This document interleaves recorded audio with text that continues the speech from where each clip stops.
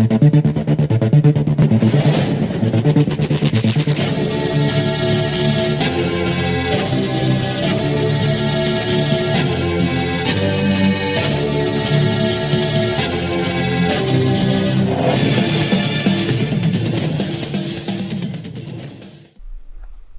back, folks. This is Non-Farm Payroll Friday, and you should not have been participating in today's action, but in case you did, I don't want to hear about it. All right, so this is February 5th, 2021.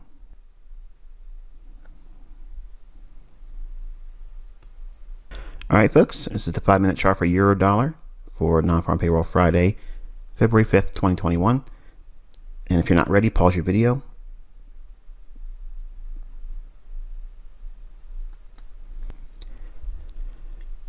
All right, so we have the fair value gap premium high and fair value gap discount low. Those levels have already been made available to you in previous discussions. Pre-market, ahead of New York midnight time, we had a low, it was swept there. All of this was advancing prior to the non-farm payroll number. All right, so we have London open kill zone, displacement on the upside, small little consolidation, drops down. In here, you have small little imbalance with this old high back here. Extend that out in time, in imbalance, and between kill zones. So this is a dead period of time. But it creates a mitigation block defined by the low and high of these candles respectively. Extend out in time. We have optimal trade entry. I'm using the high here and the low here to frame that. So if you put your fib on that on your own chart, you'll see it lines up handsomely with optimal trade entry there inside the mean threshold of the mitigation block, which is these 3 consecutive up close candles. During New York open kill zone, 8:30 a.m., non-farm payroll numbers release, creates a buy side imbalance, sell side inefficiency. We trade up to and then find support at the fair value gap discount low. So there's a convergence of bullish order block, fair value gap, trades back to the order block, and the low of the fair value gap over here. Okay. Price moves higher, takes out a short-term high, says loss distribution there, declines and traces and makes another leg higher, and trades up into the fair value gap premium high. And again, these levels are already defined and shown to you in previous videos. So this week, we've been monitoring this. Remember, it was a target on the downside, and now we went below it. So now we're using it as what would be expected as classic support resistance. Pretty neat, isn't it?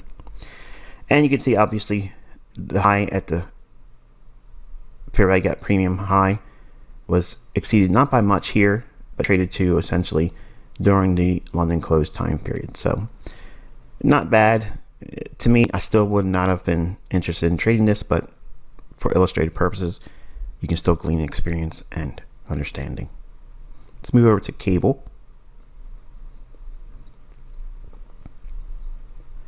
All right, here's the British pound 5-minute chart for February 5th, 2021, non-farm payroll. If you're not ready, pause your video.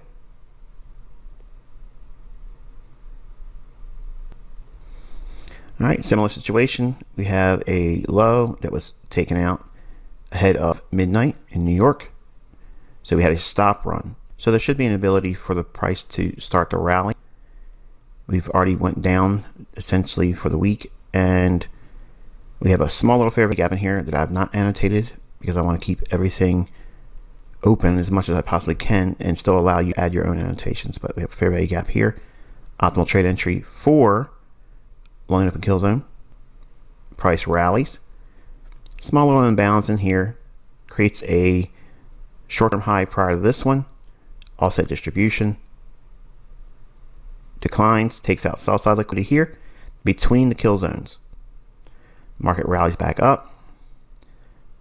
Finds support at the mean threshold of these last two closed candles prior to this run lower. So we have a low, high, lower low, find an up closed candle or candles, take up the highest and then extend that in time.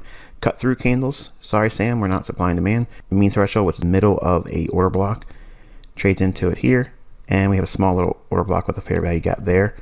New York open. From here to here, optimal trade entry. From here to here to here, optimal trade entry, rejection block, mean threshold, bullish breaker. You can see why I don't have all this in the chart. It's a lot. Another optimal trade entry here. Rallies off of, look at the bodies supporting the breaker. Then we have buy side imbalance, sell side inefficiency. Runs to buy side liquidity, we're staying above this old high. And this in itself creates a breaker because we have a low, high, lower low. Extend that out in time. Same premise. We're working basically the mean threshold. We do trade down to the order block here. Support, just a small little deviation below the low of the breaker, but that's normal with breakers and mediation blocks. You can wick through, or I guess create a tail in your candle like this one here, and it can violate it just by a little bit, and it's okay. I look past that. The idea is we're seeing accumulation in here. It rallies up, finds support at the bullish order block, which is these 3 consecutive down closed candles, hits, runs, fair value gap, comes back in, about 90% closure of that imbalance there, then sends it up into the bearish order block on a 15-minute time frame. And you'll see this on the weekend commentary as well. Okay, so your homework is to find that in your own charts.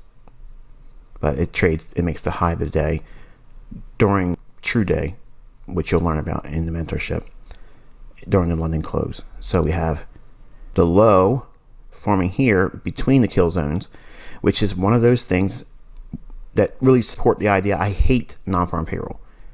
While there are some signatures in here that you can nod your head and say, yeah, why can we take these trades? Why can't we take these trades? It doesn't provide me the symmetry that other market days would allow for. In other words, the price action isn't as pure. It just spends too much time dilly-dallying around, and it makes these little runs in price that I don't like to see. Where I don't like to see price running out short-term lows or short-term highs between the kill zones. Now, I expect that phenomenon to occur in the kill zones, but if it's happening like this between them, it's just, to me, it's something that you as a new student developing would get hurt. And even myself, I can read this wrong and do something that would cause an error and a loss of money. So that I don't trade it. It's simple as that. So that's it. I will touch base with you this Sunday when I post the weekend commentary. It'll be between 10 a.m. and 11 a.m. my local time. So just think of New York local time, and you'll know what time that should be popping up. So enjoy your weekend. Be safe, and I'll talk to you then.